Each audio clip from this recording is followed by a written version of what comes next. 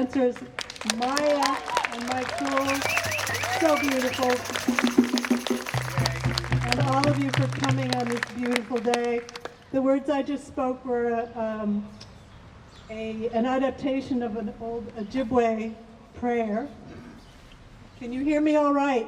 Yes. Okay. So I'm Lisa. I'm the MC, the monarch of ceremonies. And I want to just tell you, you really learn a lot from the animal world because I've never been a butterfly before today. And just this morning I was only a pupa. And then watch what happened, okay? Because I was hanging upside down on a stalk of milkweed, and the sun hit, and all of a sudden,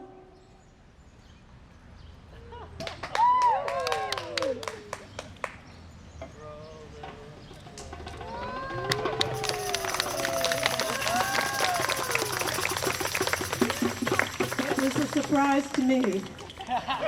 And when I take it off in flight later today, I want you all to be here, so thank you. We have several things planned for you today, and just trying to see all of you who are here. Before we do that, I want to just say that thank you so much, everybody who's come in a plant costume or an animal costume. You are wonderful. You look great. And all of you who come cleverly disguised as human beings. That's very good too. I appreciate that. Because goodness knows that's some of our favorite, one of our favorite animals. But in shamanic tradition, to don the costume of a plant or animal is to absorb some of the spirit of that particular animal. It's also a way of celebrating that animal, and so those of you who've chosen to be humans, be fully in your human presence as well. Thank you. And I'm seeing what appears to be, I don't know, Burnham Woods to Dunsinane is what it looks like to me. There seems to be a tree that's moving over there. And I don't know if you see that. Is that, uh-oh, he's hiding. We see you. We see you over here. Woo! Who is that coming? That could only be one person. That is Green Man. Woo! In the flesh. He's very elusive and mysterious. You never know when he's going to show up. You only know that he's going to show up in spring when all green things arise. Green Man, we're honored by your presence. Step into the mic. You have a word for you. Okay.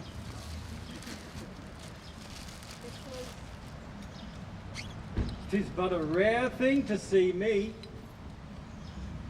Normally I'm just a flick of the tail, or something you thought you saw in the woods. The rustling of the leaves, something that you might feel under your feet when you're walking across a field in the meadow. But today I thought I would join you for Lisa, because I wanted to just celebrate the picture of me on that sculpture.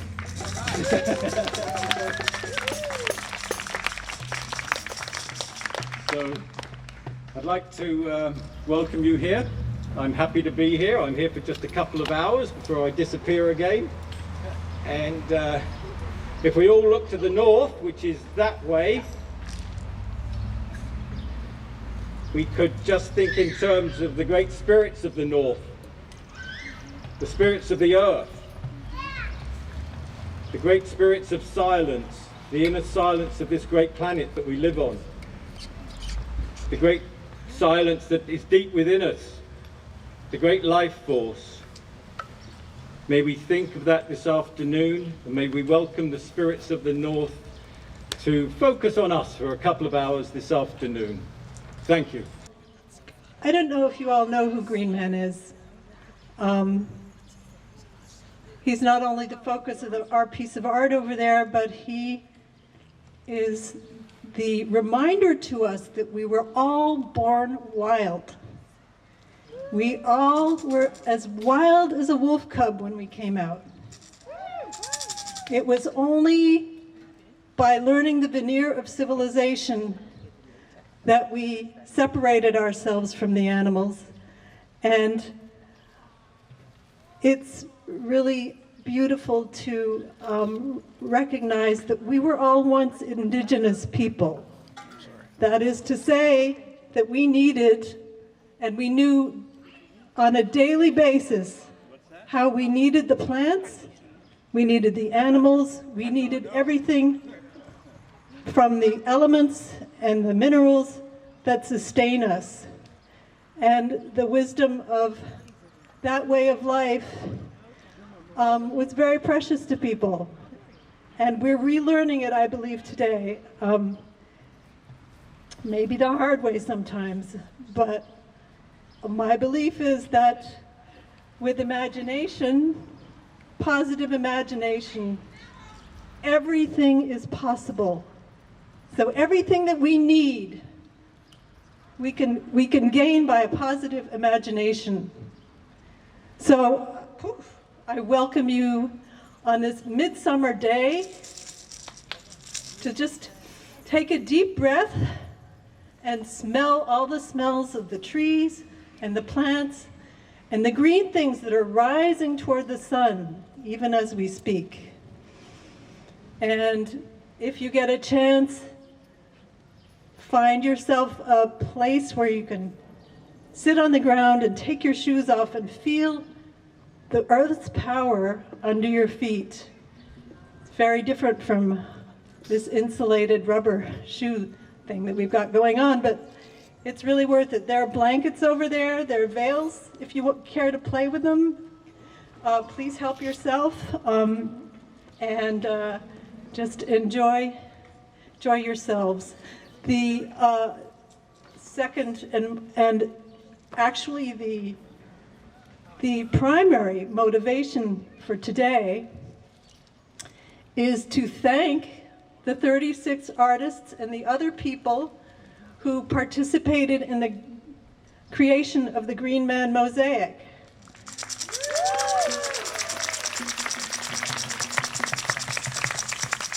So it's been slow in coming, and you know why. It's the same reason everything's been slow in coming, so I won't even go there. But if everybody who had a role in playing this, creating this mosaic, if you would just step forward a little so we can see actually who you were.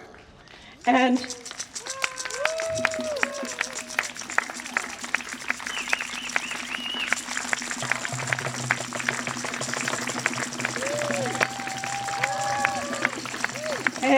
the funders as well, without whom we couldn't have built the wall to put the mosaic in. See, but these artists, they volunteered their time to create these panels, and they actually all agreed beforehand that this would be a gift to the community. So it's a totally generous giving, and then it was reciprocated by the generosity of the funders who are also here. I've seen a few of them from the Messina Fund, and there's the Melrose Messina Fund for the Arts, and a few other vitally important individuals. So thank you so much to them.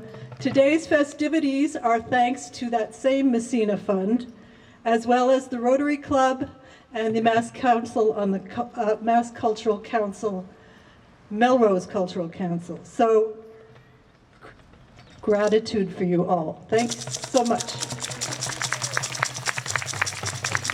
So we have, first off, we have some poetry by Ellie Shahan, who is a wonderful young up-and-coming poet, I have to say, pretty amazing. So she has created some poems just for this event. So, Ellie, where are you? Okay, here she's coming. When I was about 2 and living in Massachusetts, and it's called Mama Take Me Outside. This happened when I was in winter and 2 years old. See that green grass over there? It's really neat and spiky, just like my hair, which was really spiky. See the slabs of concrete making up the sidewalk? There's dandelions popping up around the slabs, beckoning me to walk. Mama, did you say those were reeds? They look like a forest to me. My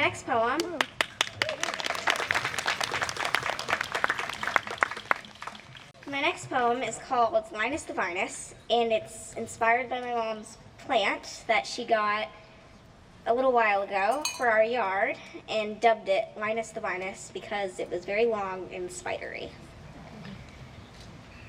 Linus the Vinus. Linus the Vinus, you are clean, you're not mean, you're not boring, but you're definitely green. Linus the Vinus, you have no flowers, you like rain showers, you crawl onto walls and rock climbing towers. Linus the Vinus, you're a crawler and a creeper. My mom bought you at the nursery because you were cheaper. Linus the Vinus, I bet you wish for a tree. You were a tree, surrounded by busy bumblebees. Just think of it, Linus, that beautiful hive. Carefully wrung. Oh, I forgot, Linus, you could get stung. That's silly, that's absurd. A vine is a tree? No, Linus, you should be a bird.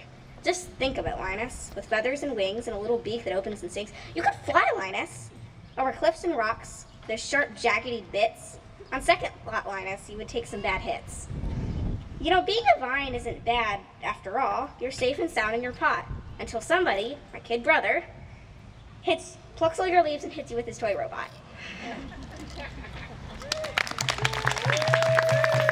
And my third poem is called The Flowers. I just wrote this one, but mainly because my mom planted a bunch of wildflowers in the backyard. Look at the flowers, how they started out small, and now they are figures, graceful and tall. I remember how it started, one morning, in spring, a fate you couldn't imagine since I didn't plan the thing. I held a cedar too, when suddenly I turned round and down to the ground they flew.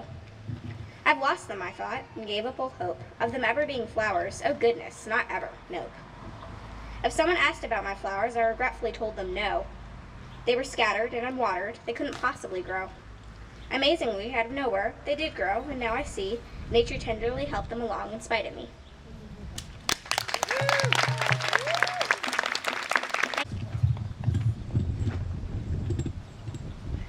Wow. Can you hear me? Yes. Blown away. She wrote those just for us today. Thank you so much.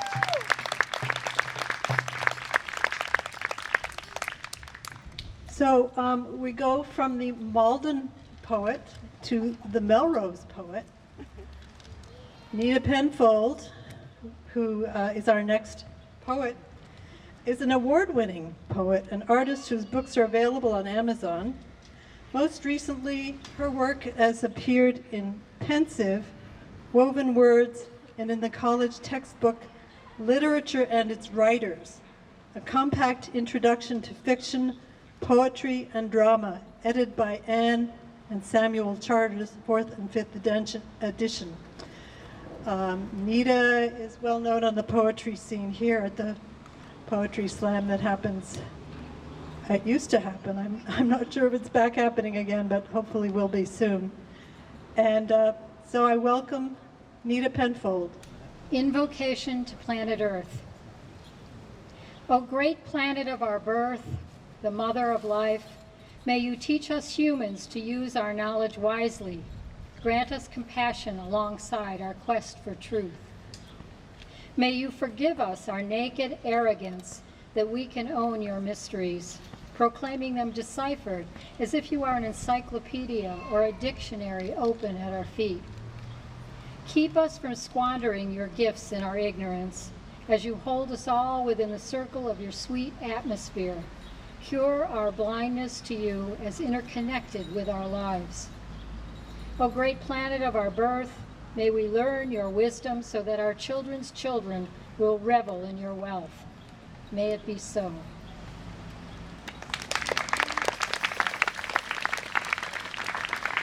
Thank you. This next one I wrote, a friend of mine, her tree was dying, and she asked that we write prayers and hang them on the tree, and I ended up writing this.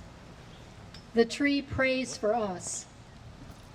Let you small people suck up your nourishment from the broad brown nipple of the earth. Wiggle toes deep like fat roots in her soil. Hold your arms high, fingers spreading, taking in particles of light, transforming them to food. And you will know my joy, and you will share my sorrow, and you will be blessed. If you heal the earth, you will heal all roots. If you heal yourselves, you will heal the earth. Blessing of the cool air upon you, wind pickled with sea scent, rough breath of burly big man squeezing past you, pausing just long enough to twirl you till dizzy. May you remember to gulp it in, breathe through eruption and moonstorm, perjury and celebration, exile and solace. Breathe. Blessing of the fire upon you, soft honey-colored beeswax candle flame, flickering bonfire energy from your companions, the light that weaves around your conversations shimmering with possibility. May you remember to keep your turf dry and stored against the cold, harvested from cutting deep into your woundedness, ready to rage and burn to keep your hands and heart warm. Burn. Blessing of the water upon you, briny sea waves, ancient water of the deepest well, misty moisture of low clouds and slaking rain that forces you to slip on your way. May you remember your body is mostly a sack full of water, pulled by the tides, wrung dry by drought. So open your face to the downpour. Dive in. Blessing of the ire upon you. Blessing of the ire upon you. Goddess of the earth, the soil held within crooked stone fences, and the jagged stone itself, mutable, part of this place as you have become part of this place. May you remember the dark humus beneath your feet, made of sheep dung and rockwort in the green dying, how you can compost even the meanest memory, their gargantuan wound, until it becomes something rich, words dripping from your soul. Plant. Breathe, burn, dive in, plant. And may the spirit above, below, and center guide you to your soul's home. A local treasure. So many. When I first moved to Melrose, I had no idea there were so many creative people here, but they are everywhere. It's so rich, and even just in little Melrose, I keep discovering them. So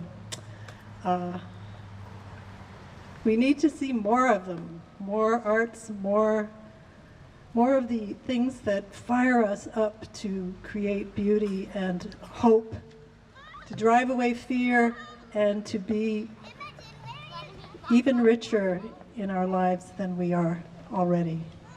So the next person who is going to speak is a very old friend.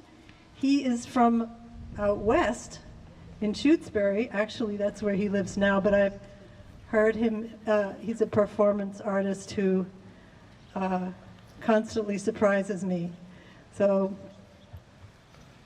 Daniel Kinsey. I'm just going to read a quick poem since they said I was a poet, which I wrote this morning.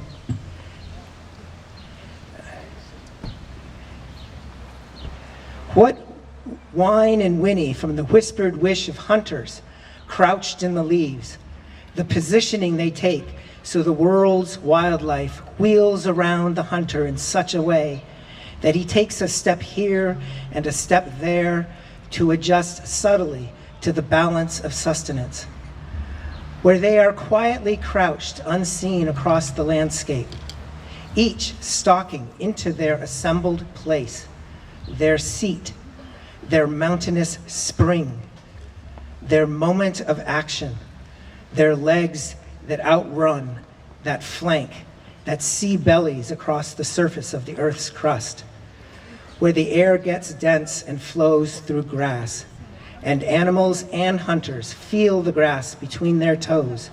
They run together in a balancing of all directions, their given energies, where the hands hold what was waiting for their particular hands to hold, horns that are steered by another, by the one who loves them, not far from the one who eats them. And is there a difference? A difference between their living and our dying?